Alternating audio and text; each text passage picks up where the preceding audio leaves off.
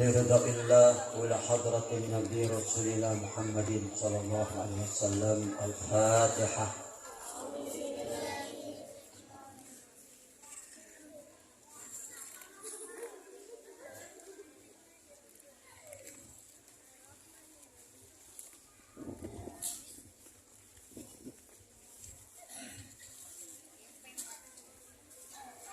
Assalamualaikum warahmatullahi wabarakatuh.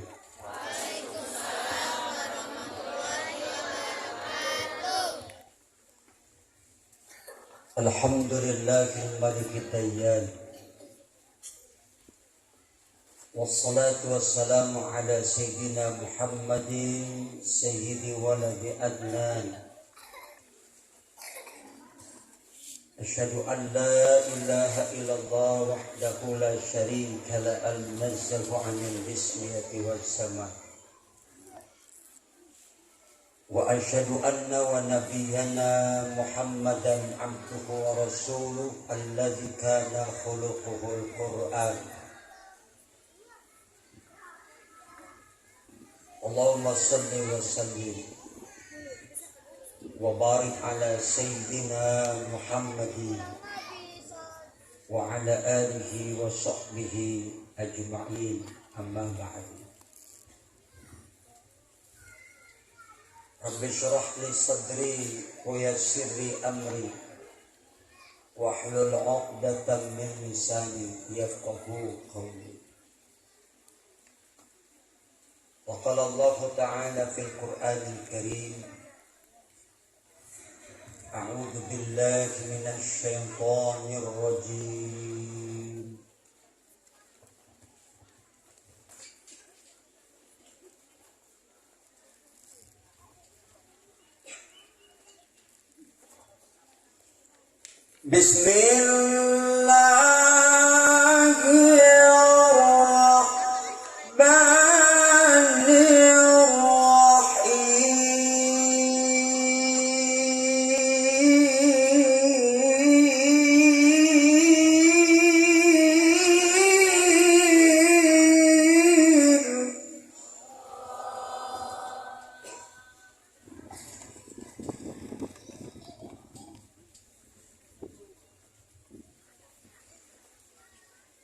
Wa innaka la'ala khuluqin 'azim.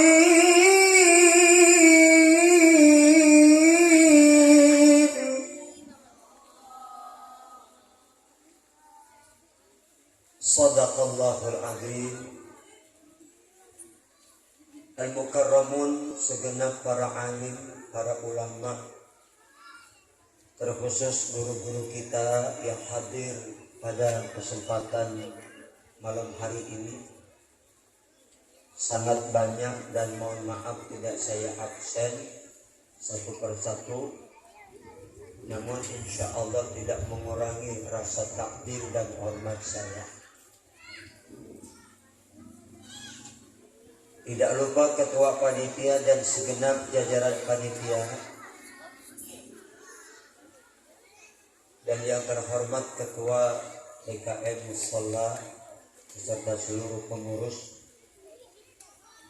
para tamu undangan kehormatan, pejabat pemerintah setempat, para tokoh agama, tokoh masyarakat, tokoh pemuda, tokoh adat, tokoh baju, tokoh celana, dan tokoh-tokoh yang lain dah. Hadirin hadirat muslimin muslimat, mukminin mukminat, sabirin sabirat, syakirin syakirat, mairin langganan.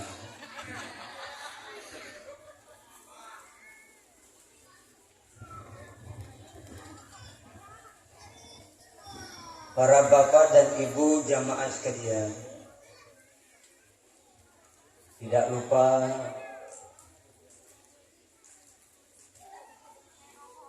para sesepuh dan pinispuh, dan juga rekan-rekan saya yang hadir pada kesempatan malam ini, di antaranya Kang Haji Zahriyatno. Bersyukur kita kepada Allah malam ini, alhamdulillah, atas ridha dan seizin Allah kita dapat hadir bersama, berkumpul di majelis maulid Nabi kita Muhammad sallallahu alaihi wasallam dengan niat semata-mata mengharap ridha-Nya, dan tentunya kita berharap dari peringatan maulid ini mudah-mudahan semakin bertambah cinta kita kepada Rasulullah, semakin istiqomah ibadah kita,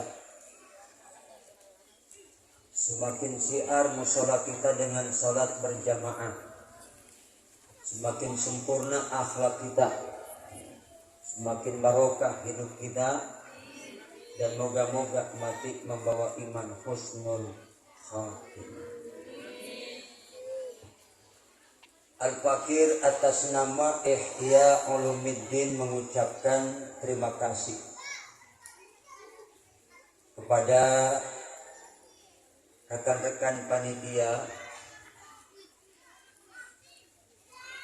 yang langsung datang mengundang. Alhamdulillah, malam ini atas izin Allah dapat memenuhi undangan tanpa satu halangan. Mudah-mudahan silaturahim kita menjadi wasilah yang akan mengantarkan umur kita semakin berkah, rezeki kita semakin bertambah. Amin Allahumma. Bu, sudah siap semua? Mau kemana? Kang Haji ya. Hadirin hadirat jamaah sekalian,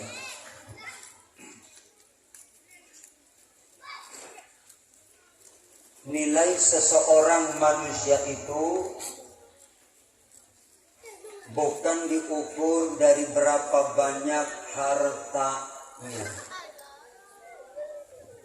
tidak diukur dari berapa banyak kontrakannya, tidak diukur dari seberapa tinggi pangkat jabatannya, tidak diukur berapa banyak mobilnya, tidak diukur berapa megah rumahnya, tidak diukur seberapa cantik dan tampan wajahnya. Tetapi nilai manusia itu diukur karena akhlak. Jelas Bu? Paham Bu? Ya, kalau udah jelas, sudah paham, cukup ceramah saya ke sini saja. Udah jelas belum? Astagfirullah, bolot kali. Itulah sebabnya baginda Rasulullah Sallallahu Alaihi Wasallam diutus oleh Allah dengan misi memperbaiki akhlak manusia. Innama bu'ithtu liutammimma makarimal akhlak. Bahwa sesungguhnya aku diutus oleh Allah tidak lain adalah untuk memperbaiki akhlak. Maka malam ini terpanggil kita lewat peringatan Maulid Nabi kita Muhammad sallallahu alaihi wasallam. Mudah-mudahan kita dapat bercermin kepada akhlak dan sepak terjang perjuangan Rasulullah dalam menegakkan kebenaran, dalam dakwah, Mudah-mudahan insya Allah kita tergolong menjadi umatnya yang nanti istiqomah dalam menegakkan sunnah-sunnahnya. Amin ya rabbal. Akhlak itu kedudukannya lebih tinggi daripada ilmu. Banyak orang punya ilmu tapi nggak berakhlak, makanya pinternya keblinger. Betul. Di negara kita ini bukan tidak ada orang pinter, malah justru kebanyakan orang pinter, tapi yang benar dikit. Betul nggak? Yang benar, kenapa nggak punya akhlak? Apa sih akhlak itu? Peraturan yang datang dari Allah yang bersumber kepada Al-Quran dan sunnah Rasulullah. Baik peraturan yang menyangkut hubungan dengan Allah maupun dengan sesama manusia. Jadi hidup kita ini diatur. Dalam Islam tidak terlepas dari peraturan Allah. Maka Rasulullah menjadi pribadi yang kompleks untuk kita jadikan contoh. Kalau nyontoh Nabi udah pasti benar. Nyontoh selain Nabi, manusia biasa yang banyak salahnya. Kalau Nabi manusia luar biasa, manusia yang paling sempurna akhlak dan fisiknya, manusia yang begitu amat istimewa, yang tidak pernah salah berucap, tidak pernah salah berbuat, tidak ada cacat dan kekurangannya, tidak ada salah dan dosanya, maka pantas kalau Nabi diperintah oleh Allah untuk kita jadikan contoh dan suri teladan bagi setiap orang beriman. Ya Bu? Ya Bu? Apaan? Ini ibu sebenarnya dengerin ceramah aku apa liatin baju aku sih? Apa jangan-jangan terpesona memandang wajah aku? Wajah aku ganteng nggak? Makasih.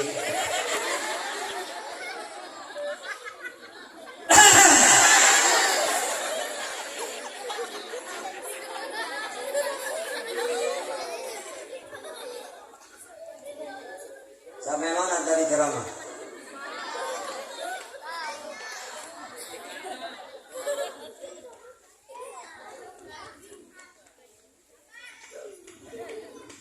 Jadi dalam seluruh aspek dan bidang kehidupan perlu akhlak. Perlu supaya dengan akhlak ini hidup kita jadi indah. Ya Bu? Hidup kita jadi indah. Kalau kita punya akhlak menjadi manusia yang insya Allah memiliki kedudukan yang mulia dalam pandangan Allah, dalam pandangan manusia. Maka kita bersyukur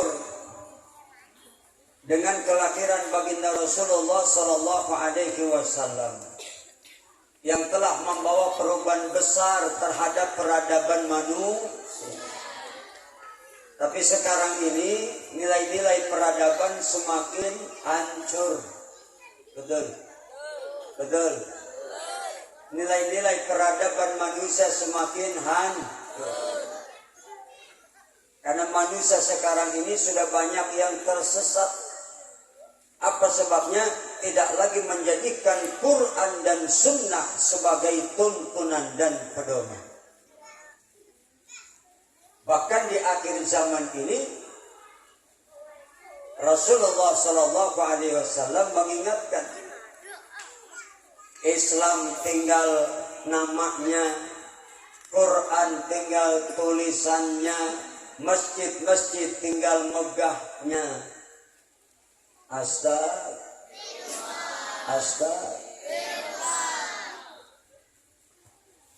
Islam ini sebagai agama yang sempurna dan paripurna. Ajarannya bersifat universal, agama yang mengajarkan akidah dan syariat. Agama yang mengajarkan nilai-nilai keseimbangan antara kepentingan dunia dan akhirat, antara kepentingan jasmani dan rohani. Maka inilah agama satu-satunya yang diridhoi oleh Allah. Agama Islam yang dibawa oleh para nabi dan termasuk nabi akhir zaman, Nabi kita Muhammad sallallahu alaihi wasallam.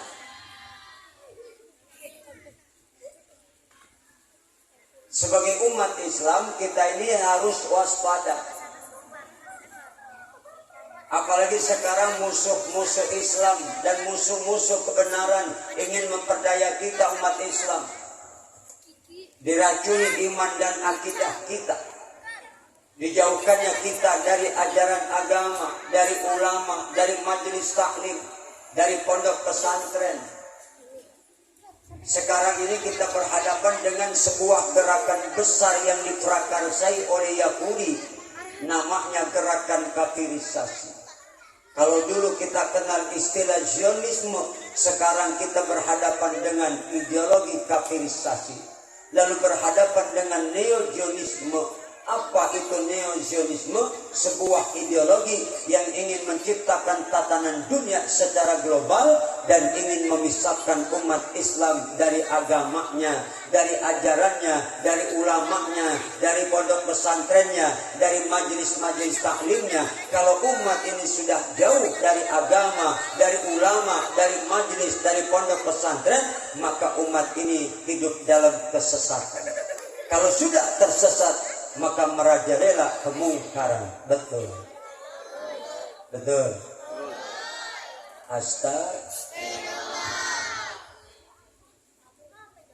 Jadi sekarang banyak umat yang tersesat. Makanya Bang Roma Irama pun sudah mengingatkan kita dengan judul lagunya Tersesat. Ibu kenal nggak Roma Irama? Ibu kenal nggak Roma Irama? Kenalan di mana? Ngaku namanya.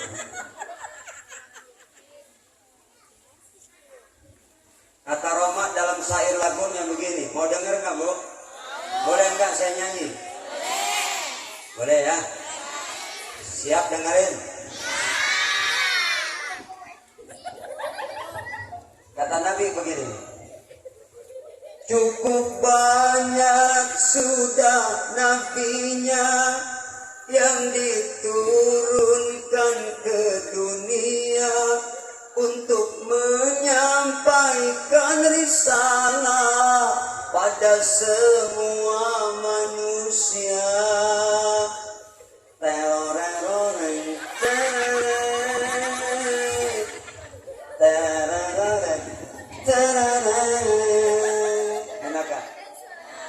Enak gak? Terusin gak?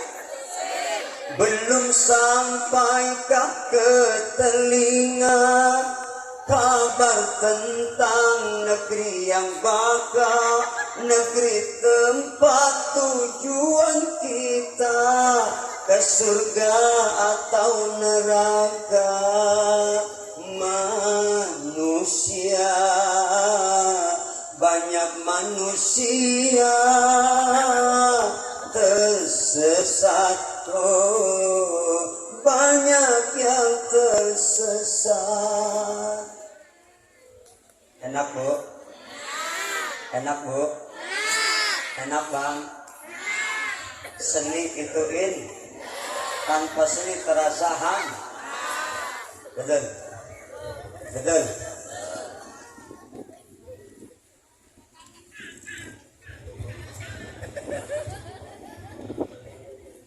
Tadi saya katakan dalam syair Roma Irama, Bu,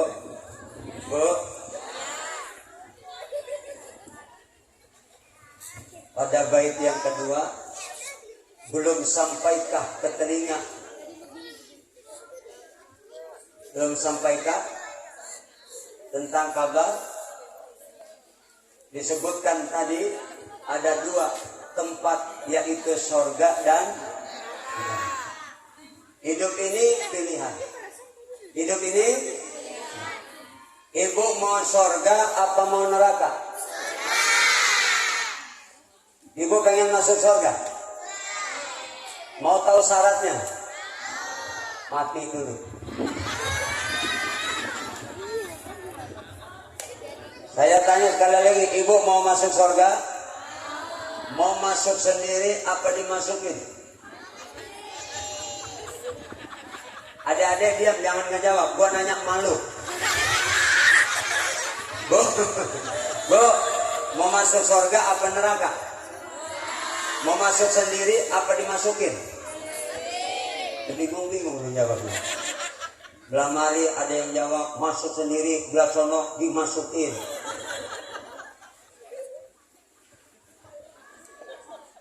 Yang benar yang mana Pak Ustadz? Dua-duanya benar. Ada yang nanti masuk surganya dimasukin. Ada yang masuk yang masuk surganya dimasukin, mereka itulah umat Nabi yang tergolong menjadi ahli sholat. Ahli sholat. Masuk surganya langsung dimasukin. Ada yang masuk surganya masuk sendiri melalui proses lewat jembatan Shiratal Mustaqim. Nanti ada yang ketika jembat di atas Shiratal Mustaqim, jalannya nyungsep, yang jalan palaknya, kakinya di atas. Ada yang begitu, Bu. Ada yang nanti jalan di atas Shiratal Mustaqim bagaikan kilat. Kayak kilat. Cepat.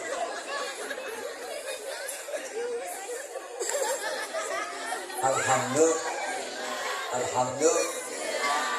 Mudah-mudahan kita nanti selamat di atas Shiratal Mustaqim. Amin ya Rabbal. Makanya kita itu selalu saja baca, ketika kalau baca surat Al-Fatihah, kita selalu minta petunjuk kepada Gusti Allah agar supaya ihdinas siratal, supaya kita ini diberikan Allah petunjuk berjalan di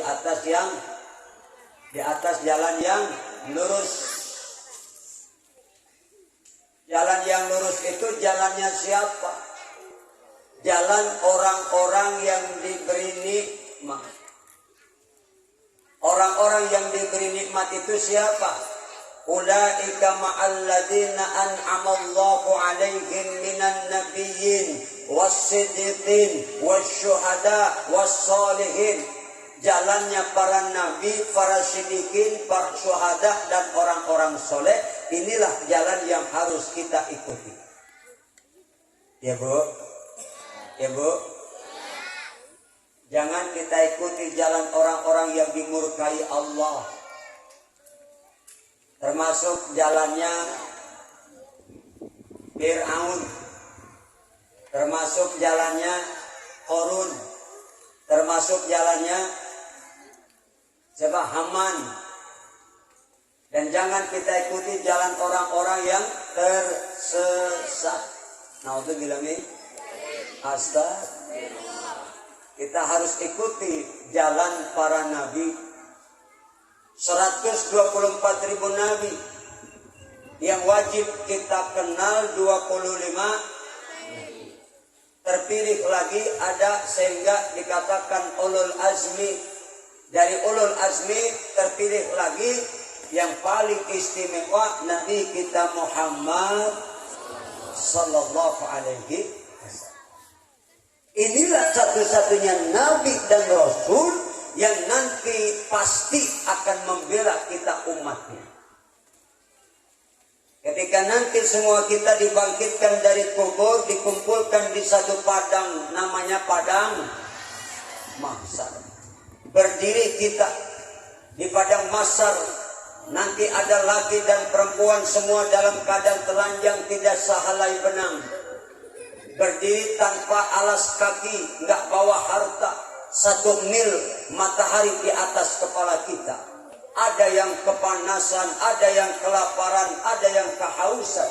Nabi ketika bangkit dari kuburnya masih tetap kita umatnya yang dicari-cari. Waktu mau meninggal dunia umat yang disebut-sebut, ketika dibangkitkan pun Nabi cari kita umatnya. Ya Rabb, aina ummati, aina ummati. Ya Muhammad, umatmu ada di barisan paling akhir. Dicari kita umatnya. Begitu ketemu Nabi sedih. Kenapa? Umatnya sedang menderita. Umatnya kita ini sedang kehausan. Nabi sujud menangis minta kepada Allah, berdoa kepada Allah. Lalu kata Allah, ya Muhammad, bangkit, angkat kepalamu, berilah, kau minta syafaat, niscaya aku akan beri syafaat. Apa yang kau minta aku kabulkan. Ya Rabb, aku tidak akan bangkit dari sujudku sebelum engkau penuhi janjimu. Umatku kehausan ya Rabb. Ya Muhammad, kasih minum mereka. Ambil airnya dari telaga Al-Kautsar. Diminumkan kita satu-satu dari telaganya Nabi. Seteguk saja, enggak aus lagi. Alhamdulillah. Alhamdulillah. Apa Nabi sampai situ bela kita umatnya? Tidak. Nabi berdoa lagi ketika melihat umatnya berada di atas Shiratal Mustaqim. Nabi pun berdoa, Allahumma sallim salim. Nggak tega lihat umatnya berjatuhkan dari Shiratal Mustaqim ke jurang neraka yang bahan bakarnya manusia dan batu. Apa Nabi berhenti sampai situ doain kita? Tidak.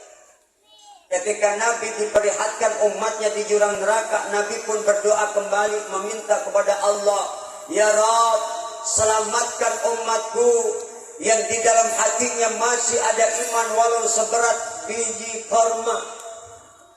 Diangkat umatnya dari neraka, masukin surga. Nah doa lagi, ya Rabb, selamatkan umatku yang di dalam hatinya masih ada iman walau seberat biji darah. Diangkat umatnya dari neraka, masukin ke surga. Enggak berhenti sampai situ.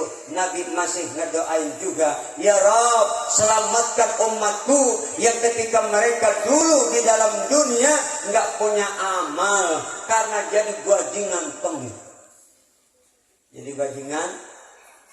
Jadi bajingan pendosa, ahli maksiat, dosa semuanya udah dilahap sama dia. Tapi kata Nabi pernah ucap la ilaha, itu pendosa ahli maksiat masih dibela Nabi, diangkat dari neraka, masukin ke surga walaupun ahli maksiat, tapi pernah ucap la ilaha. Itu artinya betapa besar kasih sayang Nabi kepada kita umatnya.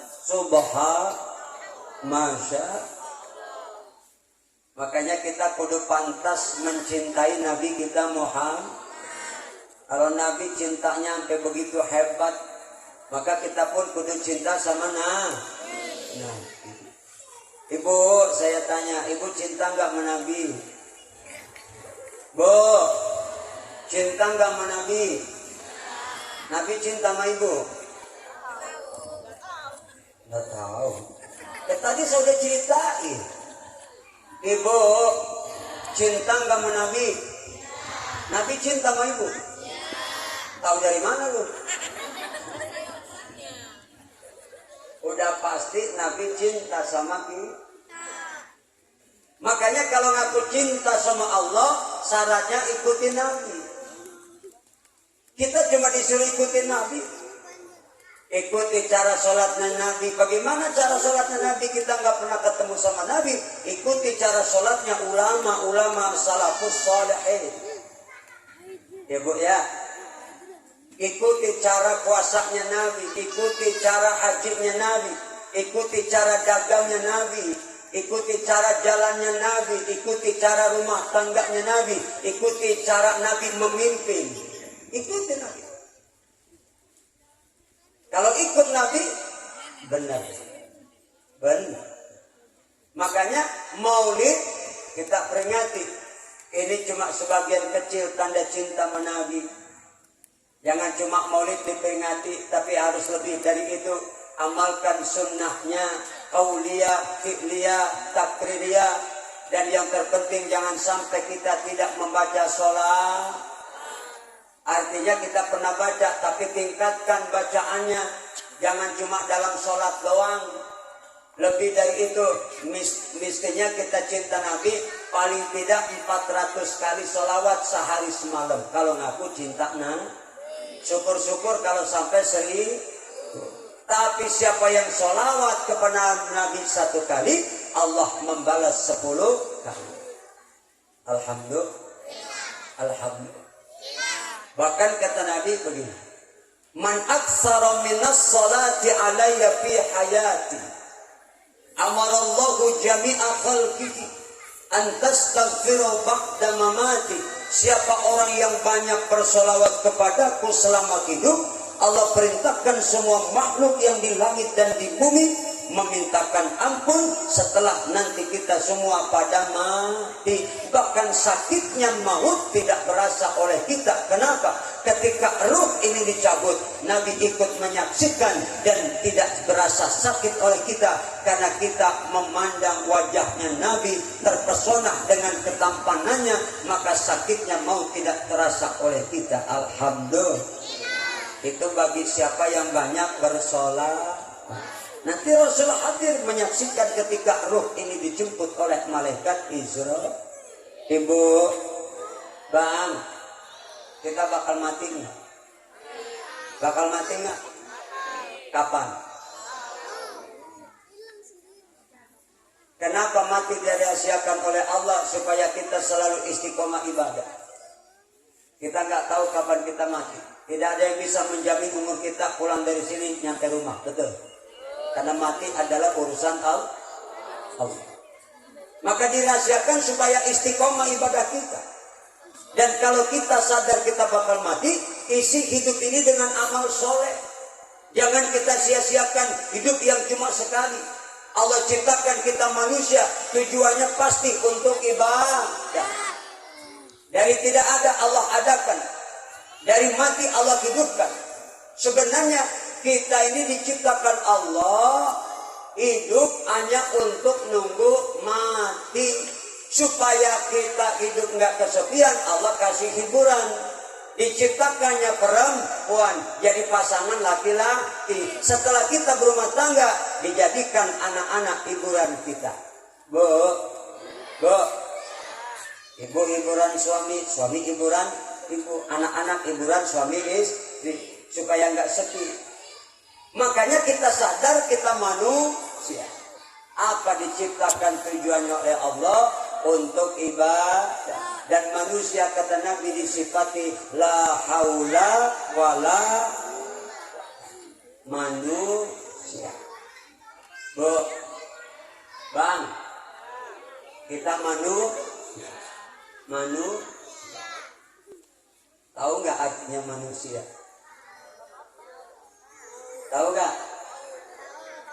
Kalau menurut filosofis bahasa Sunda, waktu mondok ngelewat di Cianjur, kata guru saya manusia itu artinya mana anusia.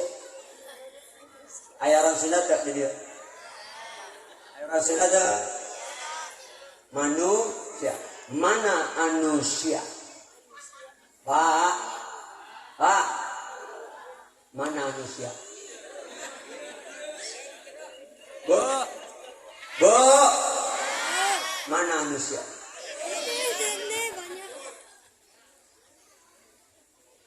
Kita manusia ini gak punya apa-apa. Lahir telanjang, gak ada satupun yang kita bawa. Betul. Pernah gak ibu lihat begitu bayi lahir langsung pakai emas? Begitu bayi lahir langsung pakai kalung? Kita lahir gak bawa apa-apa, semua telanjang. Ketika lahir cuma satu yang kita bawa, tangisan. Betul? Betul? Ibu waktu lahir dulu nangis gak? Bapak-bapak, pernah gak ibu lihat bayi begitu lahir langsung ketawa? Dokter kabur disangka anak kuntilanak. Begitu lahir, bidan dokter kabur disangka anak memedi. setiap kita yang lagi menangis manusia ini, dulu ketika di alam arwah kita ini suci. Begitu hijrah dari alam arwah ke rahim emak kita, ketika akan hijrah lagi ke alam dunia, setiap kita itu menangis. Kenapa? Karena kita takut mengotori fitrah dan kesucian hati kita dengan dosa. Yang kedua, karena kita diberikan beban oleh Allah, yaitu dijadikan kita sebagai khalifah, diberikan amanah. Yang pertama, amanah itu Allah tawarkan kepada langit, bumi, dan gunung. Mereka menolak, tapi akhirnya amanah itu Allah berikan dan Allah pikulkan kepada kita manusia. Maka ketika kita lahir, menangislah kita, karena pertama takut mengotori hati kita. Bu, punya hati nggak? Kata Nabi, dalam tubuh kita, inna fil jasadi mudghah, ada segumpal darah yang apabila darah itu baik, maka seluruh anggota tubuh baik. Kalau darah itu rusak, seluruh anggota tubuh rusak. Ala wahiyal qalbu, itulah yang namanya hati. Makanya jaga hati kita. Jaga hati. Jangan sampai hati ini ada penyakit hati.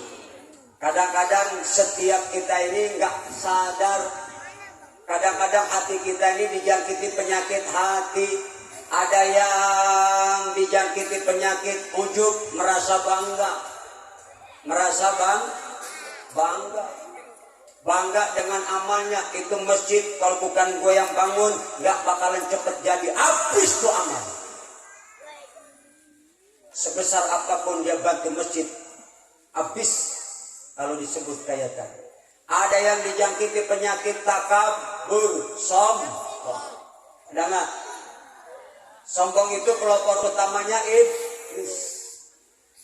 Artinya sombong itu menolak kebenaran. Yang kedua, merendahkan orang lain. Maka kalau ada orang kaya merendahkan orang miskin, itu orang kaya sombong. Ada orang berilmu merendahkan orang yang bodoh, itu artinya orang berilmu sombong. Ada pejabat yang merendahkan orang lain, berarti pejabat sombong. Itu pelopor utama kesombongan adalah iblis. Maka kalau ada pejabat sombong, itu pengikut iblis. Ada orang kaya sombong, itu pengikut iblis. Ada orang berilmu sombong, itu pengikut iblis. Na'udzubillah min astagfirullah. Jangan sampai ada sifat sombong sekecil apapun dalam hati kita. Ya bu, ya bu. Karena kita sadar kita manusia ini lahir gak bawa apa-apa.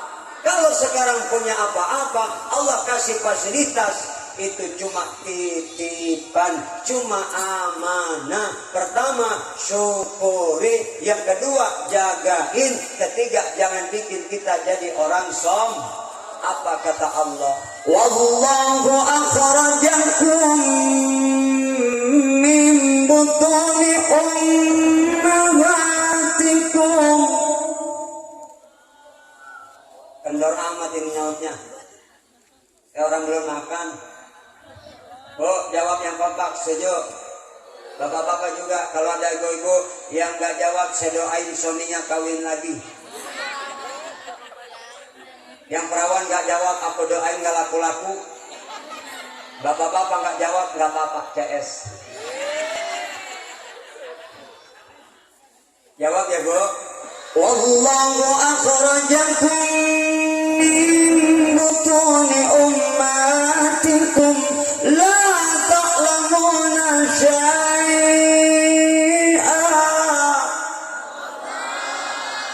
Terpaksa. Takut laki pada kawin. Enggak ya bu, ikhlas ya. Ikhlas ya bu. Lakinya kawin. Jadi ikhlas. Wa ja'ala lakumus sam'a wal absara wal af'idah la'allakum taskurun, tak takun. Salah kencang lagi. Barisan depan lagi. Memang ayat cuma tatakun doang. La'alakum. Apa kata Allah? Allah yang telah mengeluarkan kamu dari perut ibumu. Jawab nate Bu. Allah yang telah mengeluarkan kamu dari perut ibumu. Alhamdulillah.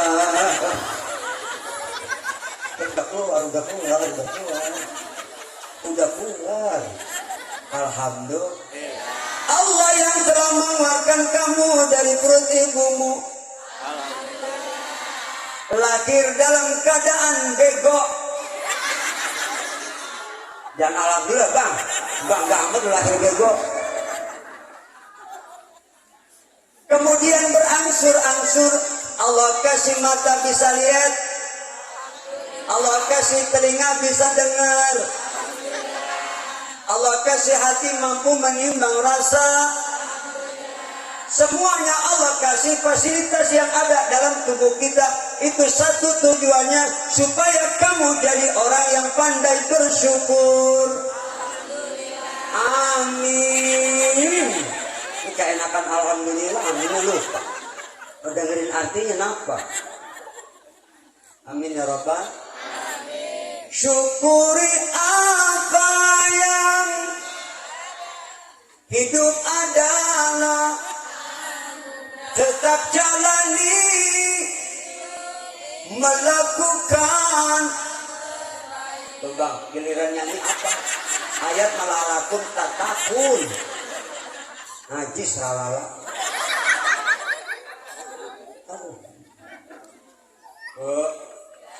Bu, la'alakum. Kita nggak tatakun. Orang mah kalau memang kira-kira nggak tahu pelan-pelan mah biar gue gak denger, nggak kenceng salah dari depan lagi. Bini siapa sih ini?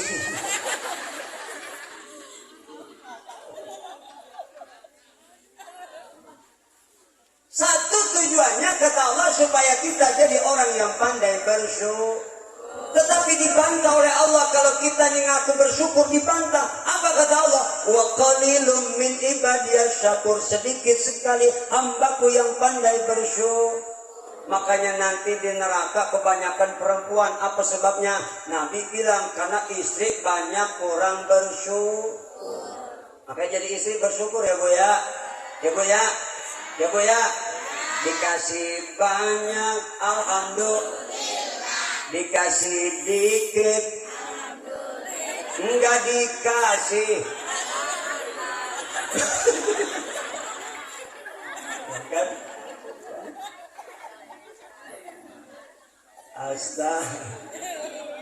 Masa manusia Allah ciptakan kita tujuannya pasti untuk ibadah. Makanya dalam surat Al-Fatihah ketika kita sholat, kita baca Fatihah, apa sih isi Fatihah? Ada 3 perkara. Pertama, Bu, berkaitan dengan akidah. Yang kedua berkaitan dengan ibadah. Yang kedua ibadah. Yang ketiga berkaitan dengan akhlak. Ada berapa Bu? Ada berapa Bu? Pertama berkaitan dengan akidah. Yang kedua berkaitan dengan ibadah. Yang ketiga berkaitan dengan akhlak. Makanya kita baca surat Al-Fatihah, kita renungi, kita pahami, dan isi Fatihah luar biasa. Bahkan ketika turun Fatihah pun luar biasa. Ketika Fatihah turun dari Jibril kepada Nabi Muhammad, sebelum diturunkan itu pintu langit dibuka oleh Allah. Ketika pintu langit dibuka, terdengar suara kayak suara merdu. Jadi suara apa? Pintu langit dibuka ya Rasulullah. Sebenarnya kitab itu banyak nggak? Kitab itu banyak, ada 104 kitab. Yang wajib kita tahu 4. Allah turunkan kitab Taurat kepada Nabi. Kitab Taurat. Bu, Bang, kitab Taurat Allah turunkan kepada Nabi. Nabi Musa. Allah turunkan kitab Zabur kepada Nabi Daud. Allah turunkan kitab Injil kepada Nabi. Ya, Allah turunkan Al-Quran kepada Nabi kita. Jadi kitab itu ada 104. Yang wajib kita tahu 4. Nabi Musa punya Taurat. Dan semua dalam kitab Taurat, Zabur, Injil itu sudah tertulis tentang kita punya Nabi. Sudah tertulis. Dalam kitab tersebut sudah tertulis. Nabi kita Muhammad sudah diceritakan. Itulah hebatnya Nabi kita. Orangnya pun belum lahir ke alam dunia. Namanya sudah ada di pintu sorga. Namanya sudah ada di alam sorga. Ketika Nabi Adam selesai dicipta Allah, begitu diperkenankan masuk ke dalam sorga, kaget, bingung. Apa yang kaget? Ada nama Nabi di pintu sorga. La ilaha illallah Muhammadur. Masuk sorga tambah bingung. Di dinding sorga, di dahan-dahan di pohon sorga ada nama Nabi. La ilaha illallah Muhammadur. Nabi Adam bertanya, Ya Rabb, man huwa? Siapa Muhammad itu ya Rabb? Ya Adam, laulaka ma khalaqtuka. Ya Adam, kalau bukan karena Nabi Muhammad, kalau bukan karena Nabi Muhammad, kalau bukan karena Nabi Muhammad, aku tidak bakal ciptakan dirimu, wahai Adam. Nabi Adam tanya lagi, sekarang orangnya di mana? Belum aku johirkan dalam bentuk manusia, tapi masih berbentuk nur, berada di alam nur. Karena itu langit, bumi dan segala isinya Allah cipta oleh karena nurnya Rasulullah. Makanya Nabi itu kalau berjalan selalu awan menaungi. Kalau berjalan selalu awan ngikutin sehingga terhalang matahari. Kenapa sebabnya? Bukan takut Nabi kepanasan, bukan takut keluar keringat dan kegerahan. Ketika Sayyidina Abu Bakar tanya, Ya Rasulullah, kenapa setiap kau berjalan awan selalu mengikutimu? Apa jawab Nabi? Kalau awan tidak mengikuti aku sehingga tidak ada terhalang antara aku dan matahari, maka niscaya matahari hancur karena nurku Rasulullah Sallallahu Alaihi Wasallam. Makanya kelahiran Nabi ini berkaitan dengan 4 sosok manusia. Pertama, Sayyid Abdullah, ayahnya sendiri. Abdullah itu seorang hamba Allah. Dalam diri Abdullah ada tauhid. Artinya kelahiran Nabi ini untuk mentauhidkan Allah kepada manusia. Ayahnya Nabi itu Sayyid Abdullah pun gantengnya luar biasa, tampannya luar biasa oleh karena cahaya Rasul yang ada di jidatnya. Dalam kitab Targhibul Mustaqim, ketika umur 16 tahun, kalau berjalan di kegelapan malam, malam terang oleh karena cahaya Nabi yang ada di jidat ayahnya. Itu Abdullah punya ketampanan yang luar biasa. Kalau berjalan di depan perawan-perawan Mekah, itu perawan-perawan tergila-gila, selalu berhayal, kapan aku bisa nikah dengan Abdullah. Itu perawan pagi, siang, sore, malam gak bisa tidur, selalu kebayang wajah seseorang, A'adullah. Siapa? Karena punya ketampanan itu perempuan tergila-gila. Lihat ketampanan Abdullah. Adik-adik, ada lagunya enggak? Kenal enggak ayahnya Nabi? Siapa? Abdullah, Aminah, Abdul Muttalib, Abu Thalib, Khadijah, Fatimah, putri tercinta, semua bernasab dari Quraisy.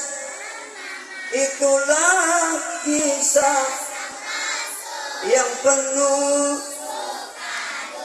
itulah kisah yang penuh,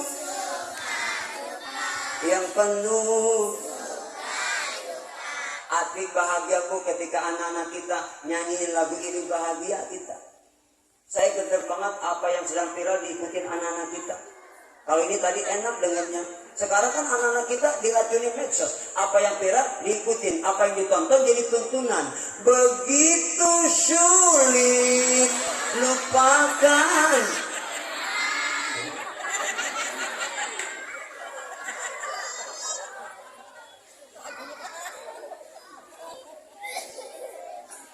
Apa yang sedang viral anak kita pasti tahu. Apalagi yang sedang viral Joko Tingkit mau berdawet. Gue gede banget sebenarnya lagu Joko Tingkit kan wali murid Sunan Kalijaga, betul nggak? Tapi ada lagunya, ada nggak? Ya sebagai balasan dari mau berdawet. Enak, kita ganti jangan mau berdawet ya. Mau nggak? Joko Tingkir wali Jawa, murid Sunan Kalijaga, wis masyhur ing Nuswantara, dadi waliyo dadi raja, dadi waliyo dadi raja. Enak gak? Enak gak? Yuk salawatin yuk, mau gak? Salatullah salamullah ala toha, salatullah salamullah ala yasin habibillah, ala yasin. Enak gak kalau salawatnya? Ya namanya salawat, mau lagu apa be enak, boleh. Mau lagu dangdut boleh, mau lagu India boleh, gak apa-apa. Salawat pakai lagu India boleh gak? Mau nyanyiin gak? Cahai tujuku cahongga hardem marke ditilse yefianahu kadem. Coba salawatin, enak gak? Ya Rasulullah salamun alaik, ya Rafi asyani wa daraji. Enak gak? Oke ibu-ibu banyakin sholawat bu. Ya bu, dari masak boleh, dari nulis kangkung. Salatullah salamullah ala toha rasulillah, salatullah salamullah. Habis ampar-ampar itu kangkung. Ala yasin habibillah, ala yasin. Enak gak? Ibu bari naik motor sholawat bu, berkah. Allahumma sholli Muhammad wa ala ali Muhammad, Allahumma sholli ragia dekat. STNK bu, Allahumma sholli ala Muhammad wa ala ali Muhammad. Ibu dengarlah STNK-nya, Allahumma sholli Muhammad wa ala ali Muhammad. STNK bu, Allahumma sholli Muhammad. STNK, Allahumma sholli Muhammad wa ala STNK, Allahumma sholli Muhammad. Ya udah bu, jalan. Ibu selamat nggak jadi ditilang bu, kenapa? Dianggap stres. Kalau nanya saya kan dibaca salah. Alhamdulillah. Bu, banyak sholat, berkah, insya Allah. Makanya sholawat itu ganjarannya dunia akhirat. Doa nggak usah pakai muluk-muluk yang panjang-panjang, cukup sekarang ini di akhir zaman istighfar sama sholawat itu udah beres. Bu, doa nggak usah pakai yang lain-lain, istighfar sama sholawat udah beres, sudah urusan dunia, urusan akhirat. Ya bu ya, daripada panjang-panjang, wah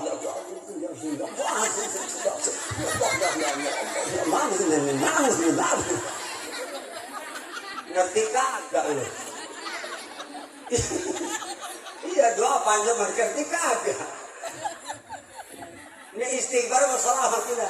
Ya bu ya. Tuh. Makanya kalau di Arab Saudi ada orang berantem, nggak usah pakai repot, cukup yang satu dia shollu ala nabi, berhenti berantemnya. Oke di sini praktekin. Ibu kalau lagi gedeg melaki mau berantem, baca sholawat. Ibu kalau lagi laki marah, mata melotot, ibu jangan pipalin, nggak kelar berantemnya. Sholawatin tuh laki melotot marah-marah bertolak pinggang, marah, ibu jangan ikut marah, sholawatin.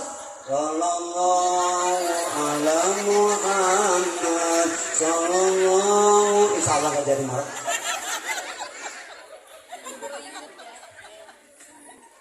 Ya bu ya. Ya bu ya. Terus apa enggak? Terus apa enggak? Saya bawa istri. Boleh nggak kita kasih kesempatan untuk tampil sini? Mau nggak dengerin? Ayang? Ya kan dalam soal memanggil istri pun Nabi ngajarin. Nggak pernah Nabi panggil istrinya Khadijah. Nggak pernah. Selalu Khadijah dipanggil mesra. Ya Habibah. Enak kan? Nggak pernah Nabi panggil Siti Aisyah. Deh. Selalu Aisyah dipanggil mesra. Ya Umairah. Yang pipinya kemerah-merahan. Enak kan manggilnya? Artinya secara nggak langsung Nabi ngajari kita akhlak dalam soal memanggil. Artinya manggil suami, manggil istri mesra. Mama, papa, mami, papi, abang, neng. Kalau abi, umi, ayah, bunda, balik mana? Balik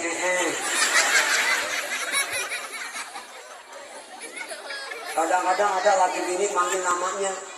Lakinya namanya Mamat. Saya ke bini kedatangan tamu. Mat, ada tamu. Begitu dilihat laki nongkrong dalam kopi, anak dibawa. Anak dengar teriakan emaknya. Apa kata anak? Mat dipanggil ibu. Anak sama gede. Lamanya juga bego, ngajar nggak benar. Coba kalau kita mama, papa, anak ikut. Mama, papa, enak ya? Ada anak sih manggil ibunya bunda, boleh nggak apa-apa, asal jangan manggil bapaknya panda.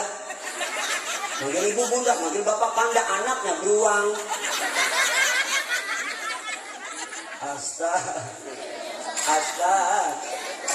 Ibu, kenapa Aisyah dipanggil ya Umairah? Pipinya putih, merah merona, merahnya asli, bu. Beda dengan perempuan sekarang, penuh kepalsuan. Bibir merah palsu, pipi merah palsu, bulu mata lentik anti badai palsu, pantat gede busa.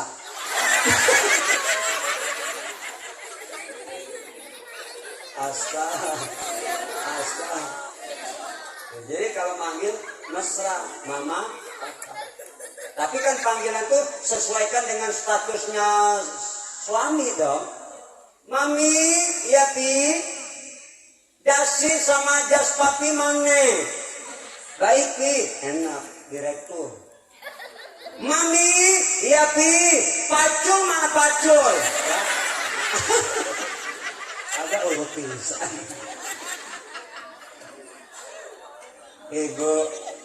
Ego, lah mana ini gini ya? Sakit ya? Bu, apa yang mana tadi cerita? Hah? Masa jadi kita harus jaga akhlak kita. Mudah-mudahan insya Allah setelah maulid akhlak kita makin sempurna. Kalau bicara akhlak, kalau bicara akhlak nih, bu, ibu lewat depan suami, ini suami lagi duduk nih, ya, bu, ini suami lagi duduk nih, ya, ibu lewat. Bu, suami lagi duduk nih. Ibu lewat. Permisi papi. Akhlak. Kadang-kadang kan enggak. Nono enggak ya? Bari kentut pret. Semoga ada permisi. Bu, apa yang jadi kesukaan suami minumannya enggak usah pakai suami teriak. Apa kesukaannya dipinin, sukanya kopi dipinin kopi. Begitu udah dibuatin, naruh tatakannya itu di meja, jangan sampai berisik, pelan sopan.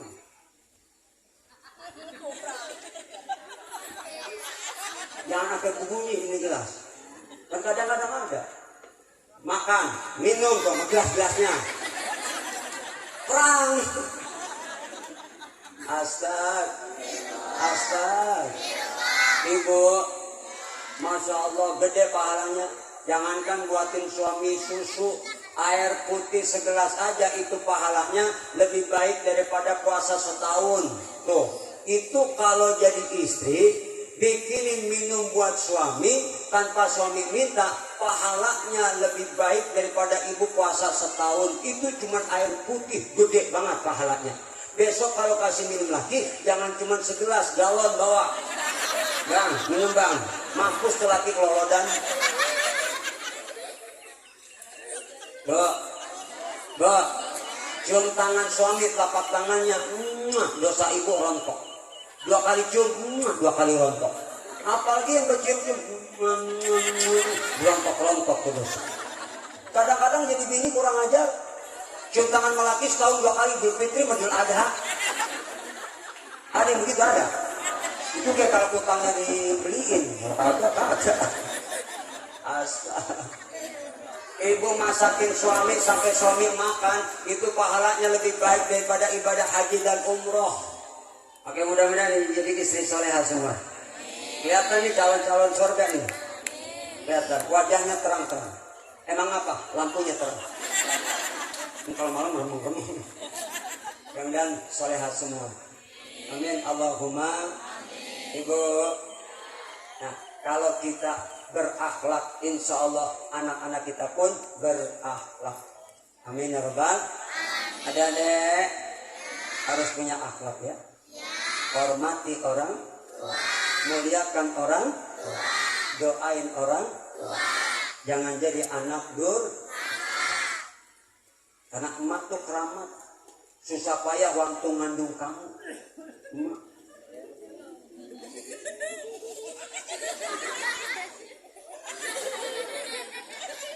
Iya enggak? Iya enggak? Emak waktu ngandung berat enggak?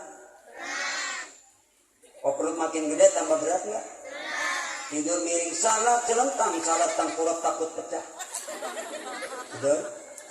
Ya, jadi anak yang soleh dan soleha itu enggak pernah ninggalin habis sholat pertama doa yang terbesit setelah ucap alhamdulillah dan sholawat, doain orang tua, Rabbi firli warhamhuma.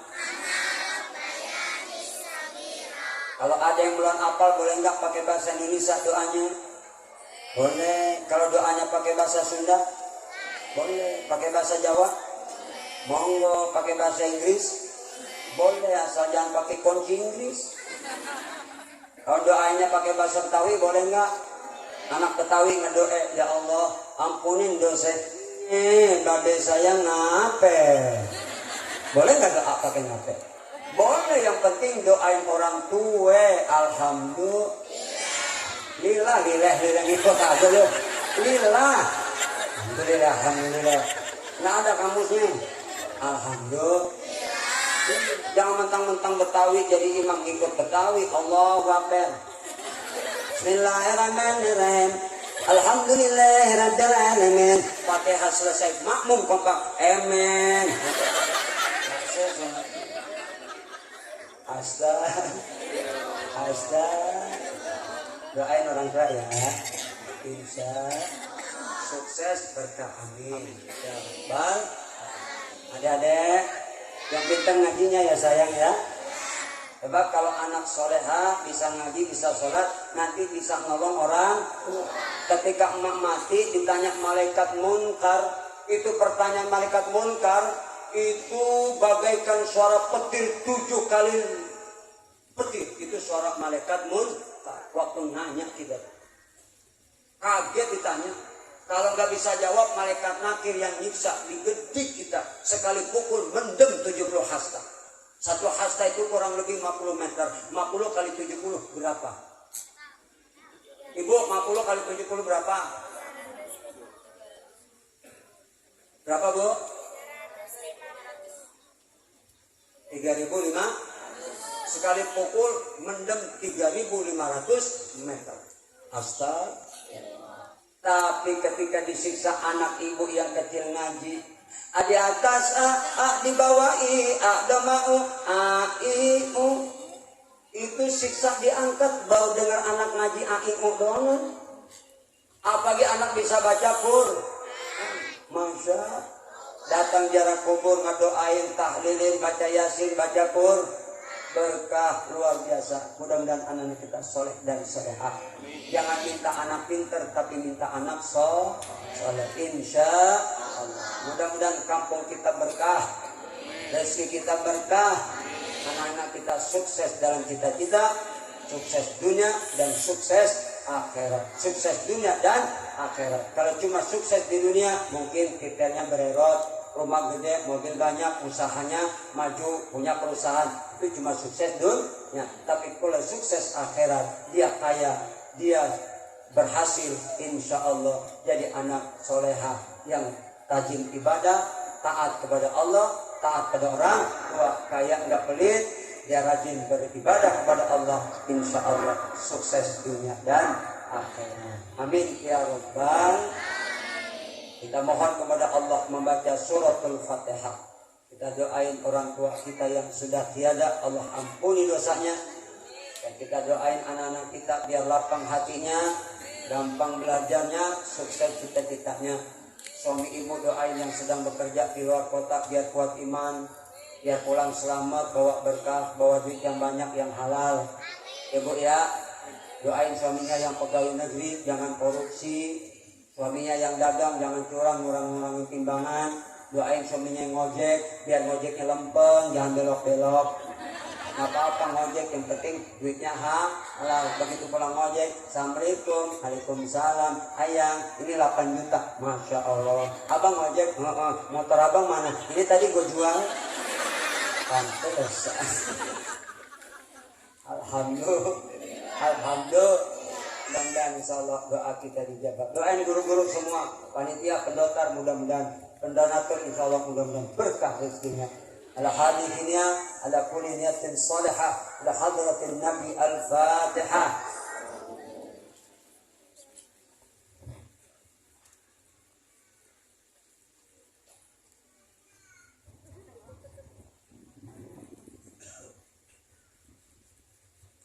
Amin ya Rabbal. Doain juga saya biar selalu kuat dalam dakwah istiqomah.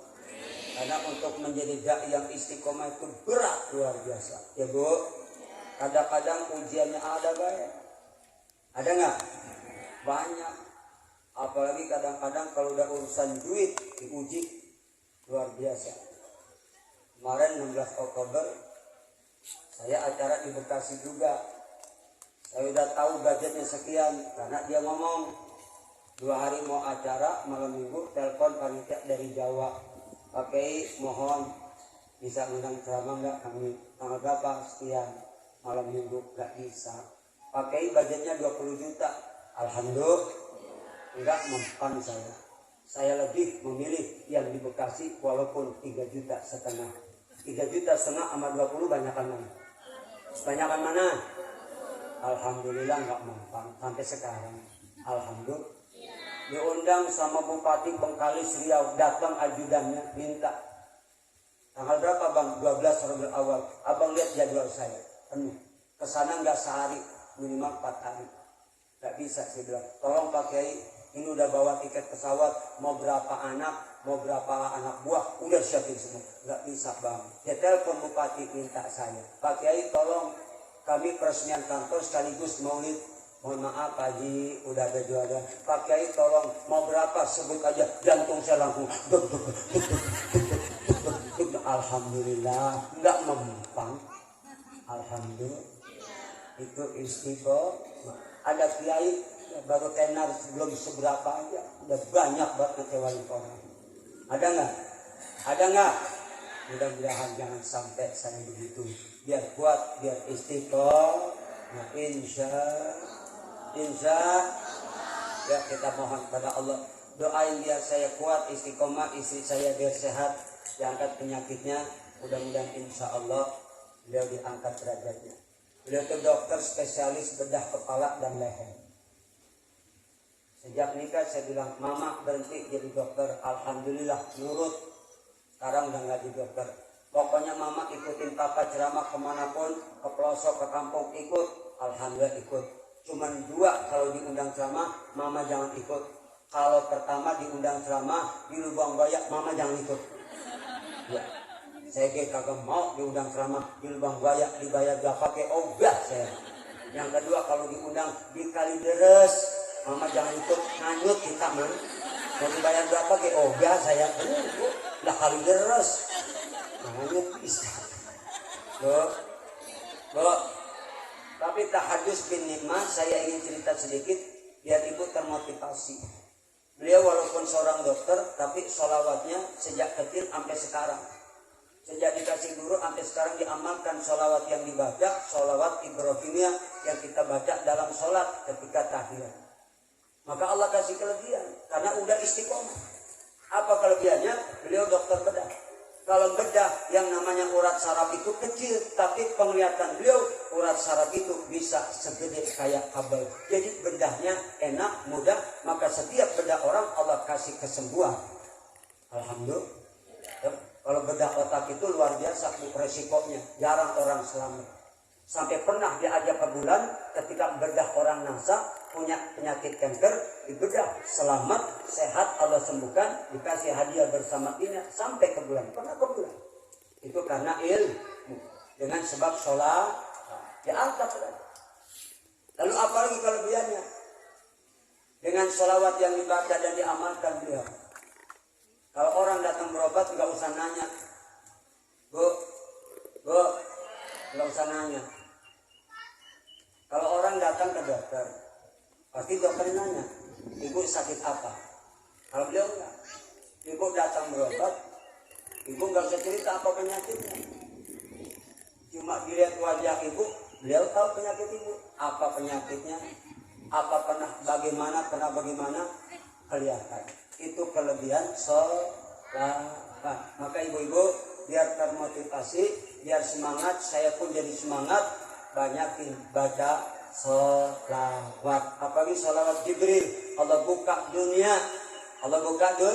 Ada sholawat Fatih, sholawat pembuka, ada sholawat Nariyah.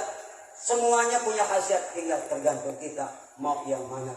Mau baca sholawat tanpa guru, tanpa ijazah, boleh, gak bakal gila, nyampe sama Nabi, nyampe. Karena Allah memandang kemuliaan Nabi kita Muhammad Sallallahu Alaihi Wasallam. Dan ketika sholat pun, begitu sholat, baru rakaat pertama sholat zuhur, itu kita pengen kentut. Itu ketika sholat kentut ditahanin apa sholat dibatalin? Lagi sholat pengen kentut. Itu sholat dibatalin apa kentut ditahan? Dibatalin apa ditahan? Ini ada ilmu. Begitu nanin kentut sampai panas dingin. Begitu kita selesai akhir rakaat terakhir. Begitu tahiyat at-tahiyat. Assalamualaikum. Asyhadu an la ilaha illallah wa asyhadu anna Muhammadan. Allahumma shalli ala sayyidina Muhammad wa ala sayyidina Muhammad. Assalamualaikum. Lepas kentut sah. Tapi kalau udah ucap salam ke kanan, kentut dilepas, jangan salam ke kiri, batal. Jadi nggak usah nunggu fil alamina innaka hamidum, jadi kelamaan. Begitu baca Allahumma sholli Muhammad wa ala ali Muhammad. Assalamualaikum. Lepas tuh kentut pelan-pelan.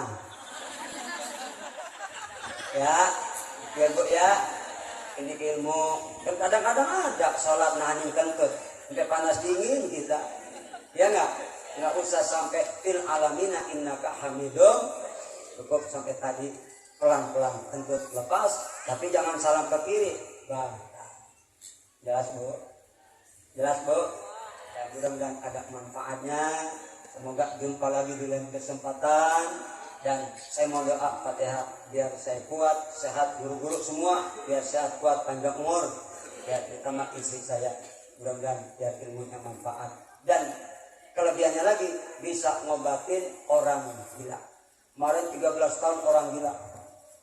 Itu begitu kita datang, yang gila galak, emaknya dicakar, ditendang, dipukul, dicubit.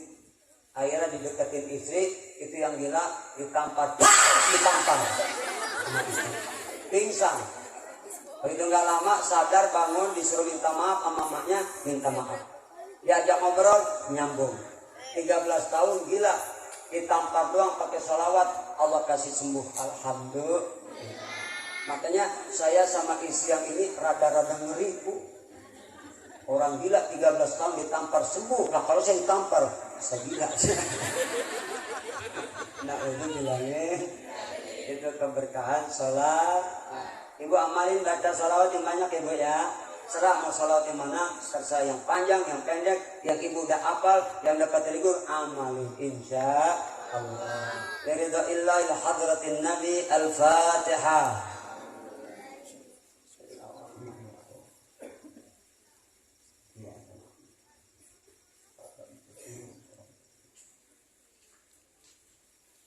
Amin ya Rabbal. Terima kasih, mohon maaf apabila ada kekurangan, ceramah kelamaan. Yang baik dan benar datang dari Allah, yang salah kebodohan saya. Gua kedong-dong dibolak-balik, biar gondong, yang penting jadi mubalik. Ibu beda ya, dipotong panjang, ini pendeknya habis dipotong. Waktu potong pertama oleh Abah Sehan, potong kedua dipotong oleh Abah Sehan. Dipotong kedua 7 tahun yang lalu, tapi rambut saya nggak panjang-panjang, itu karomanya beliau. Mestinya setahun panjang, setahun panjang, udah 7 tahun nggak panjang-panjang, itu karomanya Abah Sehan. Ini baru potong kemarin, itu 3 kali. Alhamdulillah. Bu, buah kedong dong ada di loyang, biar gondong, yang penting sembahyang. Mendingan gondong bisa ngaji, bisa ceramah daripada botak nggak becus ngaji. Alhamdulillah. Ayam titik dimakan tikus, tikusnya naik ke loteng. Siapin plastik, kalau berkat udah ada langsung bungkus, nanti pulang saya tenteng. Ini bukan bilangin panitia, ngingetin aja. Dan kalau nggak ngingetin kadang berkat lupa, amplop lupa. Itu bukan nggak terjadi, pernah terjadi Bu. Saya ngalamin ceramah di Depok Bu, demi Allah di Merosil 5, bukan ngarang. Ini saya cerita. Itu saya ceramah, saya ke mobil ngonong, dewek-dewek enggak ngasih apa-apa. Padahal saya ke mobil Bu, udah jalan pelan-pelan, nggak ingat juga panitianya. Akhirnya saya baru duduk di mobil, saya bilang, Tir jangan jalan dulu, Tir tungguin Tir. Saya tungguin, kagak ingat juga panitia. Akhirnya saya baru pulang Bu, baru muter tasbih, saya jikiran, ya Allah, ingetin. Ngapa? Ingetin ya Allah. Alhamdulillah, ingat tuh panitia. Datang ke rumah, nyampe rumah jam 3, naik motor dari Depok, ngetok pintu, saya kirain memedi. Pas buka pintu, cium tangan bolak-balik. Maaf Pak Kiai, tadi lupa ngasih amplop. Ya Ustadz, aku pun gak bisa tidur mikirin kamu. Alhamdulillah saya gara-gara lupa. Maaf Pak Kiai, amplop saya sobek. Saya tambahin gopek jadi lempeng 5 juta. Alhamdulillah, gara-gara lupa 5 juta. Ini sini berapa ini? Mana lama-lama lagi. Mana jauh lagi. Insya Allah. Amin ya Rabbal. Sekian, terima kasih. Jangan pulang dulu sebelum doa dibaca guru. Inti acara doa, itulah berkahnya. Yang pulang duluan saya doain, saya sumpahin pantatnya bisulan 3 tahun. Ya, Allah. Dan insya Allah berkah. Amin. Sekian, hidayah wa taufik. Assalamualaikum warahmatullahi wabarakatuh.